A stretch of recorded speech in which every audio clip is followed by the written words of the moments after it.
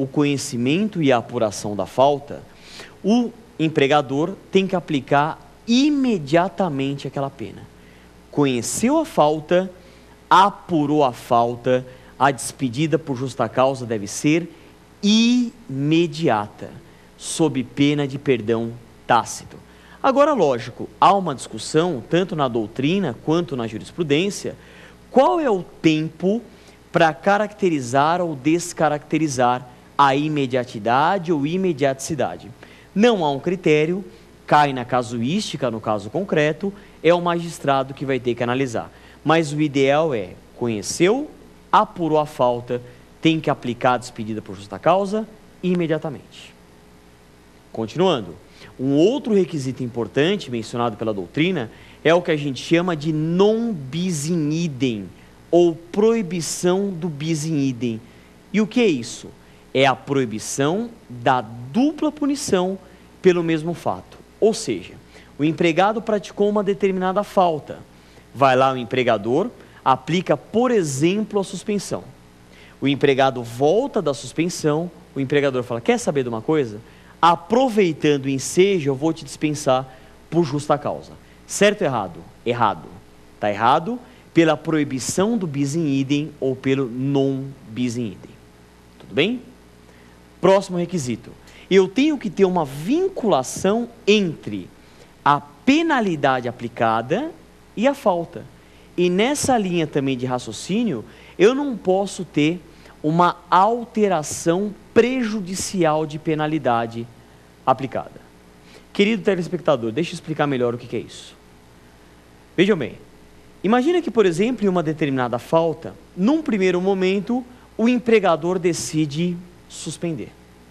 E aí ele fala, não, pensando melhor, em vez de suspender, eu vou alterar a punição para despedida por justa causa. Não é possível. Essa alteração que a gente chama de in melius, ou prejudicial, melhor dizendo, alteração in pejus, que é a alteração prejudicial, essa alteração in pejus, ela não é possível. O que é possível é a alteração, aí sim, in melius. E o que é a alteração in melius? É a alteração mais benéfica. Ou seja, é a vinculação da falta e a penalidade aplicada, e não pode haver a alteração prejudicial dessa penalidade. Tudo bem? Próximo requisito, e aí também importante, é o que a gente chama de elemento objetivo da aplicação da justa causa. O elemento objetivo é a tipicidade da conduta. Como assim tipicidade da conduta? Não pode haver criação de falta grave pelo empregador. Não, isso não é possível. Todas as faltas graves possíveis de serem aplicadas e que ensejarão a justa causa têm a previsão específica no ordenamento jurídico vigente. Vamos dar um exemplo. Imagine, por exemplo, um empregado que abandona o emprego. Se o empregado ele abandona o emprego, é cabível a aplicação da despedida por justa causa? É cabível, porque o artigo 482 da CLT prevê expressamente o abandono de emprego como hipótese de despedida por justa causa. Portanto, é o que a gente chama de princípio da taxatividade ou da legalidade em relação à justa causa. E o que é isso mesmo? Todas as hipóteses que dão ensejo, que têm o condão de levar à extinção do contrato de trabalho por justa causa, essas hipóteses estão expressamente previstas em lei. Ok? E por fim, um outro requisito também muito importante para a aplicação da justa causa é a conduta dolosa ou culposa, que é o que a gente chama de elemento subjetivo. Ou seja, o empregado pratica sim a falta grave, mas essa falta grave praticada, ela deve ser praticada ou com dolo, que é o comportamento intencional, ou por culpa, nas suas modalidades, imprudência, negligência ou imperícia. Qual é a interpretação ao contrário ao senso disso? Se não houver nem culpa e nem dolo, não é possível a aplicação da despedida por justa causa. Tudo bem? Vamos lá? Vamos continuar? Então analisamos, fizemos a introdução do tema e analisamos quais são os requisitos cumulativos para que o empregador possa aplicar a despedida por justa causa. Vale ressaltar aqui, é importante a gente memorizar isso, que esses requisitos eles são cumulativos e não alternativos. Eles são cumulativos, sim, e o ônus da prova em audiência, de quem que é? É do empregador. A gente até brinca na prática, entre os advogados trabalhistas, que é, entre aspas, quase que missão impossível a gente comprovar uma justa causa em audiência. Por quê? Porque todos esses requisitos são cumulativos, e se o juiz do trabalho verificar que há uma falha na comprovação em relação a algum daqueles requisitos, o magistrado ele converte a despedida por justa causa em despedida sem justa causa e condena a empresa, condena o empregador a pagar todos os haveres trabalhistas decorrentes de uma despedida sem justa causa. Saldo do salário, aviso prévio, 13º, descanso semanal, férias, fundo de garantia e assim por diante. Ok? Vamos analisar agora algumas das principais hipóteses de justa causa. E a gente vai analisar como base, é importante a gente frisar isso também, o importante artigo 482 da CLT. O artigo 482 da CLT, ele elenca, ele traz quais são as hipóteses de despedida por justa causa.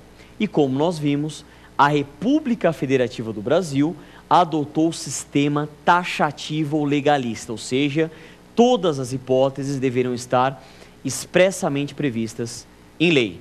Vamos a ela? O tema é muito interessante, uma série de exemplos práticos, eu vou trazer o conceito de cada uma, inclusive com exemplos práticos e muito cobrados nas provas de exame de ordem. Vamos lá. Primeira hipótese. Primeira hipótese é o ato de improbidade. E o que significa improbidade do empregado no ambiente de trabalho? Vamos analisar a palavra. Probidade vem da ideia de honestidade. Improbidade é a desonestidade, a fraude, a má-fé. Ou seja, é algum comportamento do empregado que, por fraude e má-fé, causa um prejuízo patrimonial ao empregador ou ao terceiro, isso em decorrência do próprio ambiente de trabalho. Qual seria exemplo de ato de improbidade? Olha, um exemplo muito comum, e acontece bastante na prática, quando eu der esse exemplo você vai reconhecer, é o furto ou roubo de bens da empresa. Mais comum o furto, né? Porque o roubo exige a violência ou a grave ameaça. Então, no caso, é o furto. Furto de bens da empresa. Furto de bens da empresa consubstancia o que a gente chama de ato de improbidade, que é a desonestidade, a fraude, a má-fé no ambiente de trabalho. O que mais? Falsificação de documento. Imagine um empregado que ele falsifica um documento para ter obtenção de alguma vantagem e isso leva de uma forma direta ou indireta prejuízo patrimonial ao empregador ou a algum terceiro relacionado àquele ambiente de trabalho. Ato de improbidade, isso está no próprio artigo 482 da CLT. Ok? Outra hipótese, incontinência de conduta. Gente, incontinência de conduta vem acontecendo bastante na prática. Vem acontecendo bastante na prática e isso vem caindo bastante também em provas. O que significa incontinência de conduta? É o desregramento comportamental, ou seja, é um comportamento incorreto do empregado ligado à vida sexual que traga algum tipo de perturbação no ambiente de trabalho. Como assim? Imagine, por exemplo, empregado, e é o que vem ocorrendo bastante, veicule e-mails pornográficos no ambiente de trabalho. Hoje prevalece o entendimento, inclusive da doutrina e dos tribunais trabalhistas, que o e-mail pessoal não pode ser fiscalizado pelo empregador. De outra sorte, o e-mail corporativo, ele pode sim ser fiscalizado livremente pelo empregador. Então imagine a seguinte situação, o empregador vai lá, fiscalizando o e-mail corporativo, descobre que o empregado está veiculando e-mails pornográficos. Isso enseja a despedida por justa causa, por incontinência de conduta, que é o desregramento comportamental ligado à vida sexual do empregado. O que mais que a gente pode enquadrar também como exemplos?